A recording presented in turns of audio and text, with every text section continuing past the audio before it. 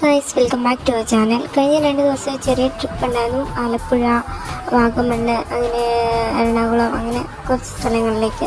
അവിടുത്തെ കുഞ്ഞു കുഞ്ഞു ഷോർട്ട് വീഡിയോസ് ആഡ് ചെയ്തിട്ടുള്ളൊരു വ്ളോഗാണിത്.